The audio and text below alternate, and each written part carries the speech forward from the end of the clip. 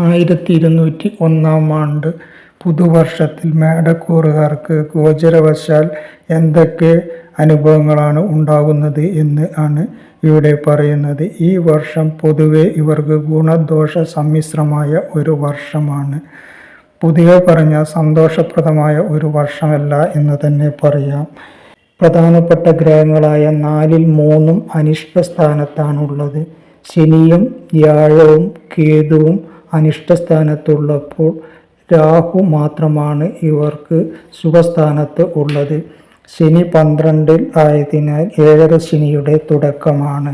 വ്യാഴം 3-ൽ ആയതുകൊണ്ട് വ്യാഴത്തിൻ്റെ അനുകൂലമായ സ്ഥാനമല്ല 3. അതേപോലെ തന്നെ കേതു 5-ലും ആണ്. കേതുവും അനിഷ്ട സ്ഥാനത്ത് ആണ്. രാഹു മാത്രമാണ് 11-ൽ ഉള്ളത്. എന്നിരുന്നാലും ഇപ്പോൾ ശനി വക്രഗതിയിൽ ആയതുകൊണ്ട് കഴിഞ്ഞ ജൂലൈ 13 മുതൽ നവംബർ 28 വരെ ശനി വക്രഗതിയിൽ ആയതുകൊണ്ട് തന്നെ ശനി ഈശ്വരനിൽ നിന്ന് ഗുണഫലങ്ങളാണ് ഈ കാലഘട്ടങ്ങളിൽ ഇവർക്ക് ഉണ്ടാകാനുള്ള സാധ്യത കൂടുതൽ ഉള്ളത്.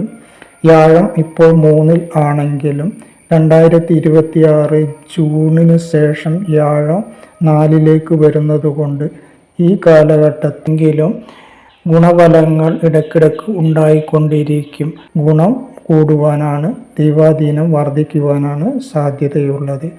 ഇപ്പോൾ ഇവർക്ക് 7ര ശനി ആരംഭിച്ചിരിക്കുന്നു. ശനി 12-ൽ ആയതുകൊണ്ടും അതിൻ്റെ തുടക്കം ആയതുകൊണ്ടും വലിയ രീതിയിലുള്ള ദോഷങ്ങൾ ഉണ്ടാകുവാൻ സാധ്യതയില്ല. എങ്കിലും ശ്രദ്ധിക്കേണ്ട ഒരു കാലമാണ് ഇപ്പോൾ. അതും ശനി വ്യയസ്ഥാനത്ത് ആയതുകൊണ്ട് തന്നെ ചെലവ് കൂടുവാനുള്ള സാധ്യത ഉണ്ട്. കയ്യിൽ പണം നിൽക്കുകയില്ല. തടസ്സങ്ങൾ കൂടിക്കൊണ്ടിരിക്കും. മാനസിക സംഘർഷം, ബന്ധുജന വിരോധം, കഷ്ടനഷ്ടങ്ങൾ, സാമ്പത്തിക പ്രതിസന്ധി, തൊഴിൽ നഷ്ടം എന്നിവയൊക്കെ ഉണ്ടാവാനുള്ള സാധ്യത ഉണ്ട്. ഡിസംബർ മുതൽ ജൂൺ വരെ അത്ര ഗുണകരമല്ല.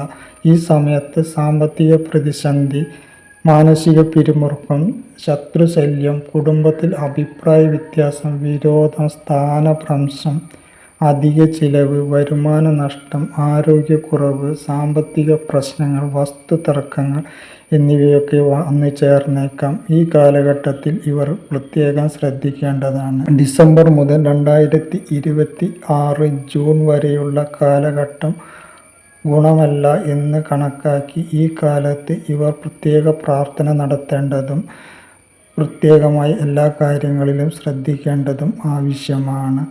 രാഹു അതായത് സർപ്പൻ മാത്രമാണ് ഇവർക്ക് ഈ കാലഘട്ടത്തിൽ അനുകൂലമായിട്ട് ഉള്ളത്. അതുകൊണ്ട് തന്നെ ചെയ്യുന്ന ഓരോ പ്രവൃത്തിയും സൂക്ഷിച്ച് ചെയ്യേണ്ട ഒരു വർഷമാണ്. വിഷമങ്ങൾ ഒക്കെ ഉണ്ടാകുവാനും ഇടയുള്ള ഒരു കാലഘട്ടമാണ് ഇവർക്ക്. ജൂൺ മാസത്തോടെ വ്യാഴം അനുകൂല ഭാവത്തിൽ വരുന്നത് ഇവർക്ക് ഏറെ ഗുണപ്രദമായിരിക്കും. ഈ സമയത്ത് ഇവർക്ക് വരുമാന കൂടുതൽ ഉണ്ടാകാനുള്ള സാധ്യതയുണ്ട്. സാമ്പത്തിക പുരോഗതി ഉണ്ടാകും. അതേപോലെ സഹോദര സഹായങ്ങൾ വന്നു ചേരുകയും ചെയ്യും. ഊർജ്ജസ്വലത കൂടും. പൊതുജന താല്പര്യം വർദ്ധിക്കും. ആത്മീയ കാര്യങ്ങളിൽ കൂടുതൽ ശ്രദ്ധ ചെലുത്തുന്നതാണ്.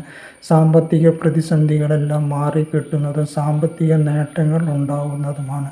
ബിസിനസ്സിൽ പുരോഗതി കൈവരിക്കുന്നതാണ്.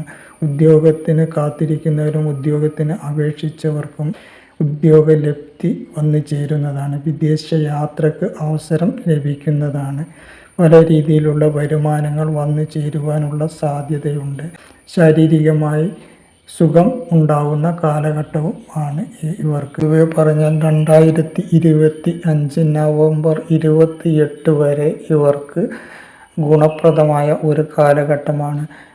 ഡിസംബർ മുതൽ 2026 ജൂൺ 2 വരെ ഇവർക്ക് പ്രതികൂലമായ സാഹചര്യമുള്ള കാലഘട്ടമായിട്ടാണ് കാണുന്നത്.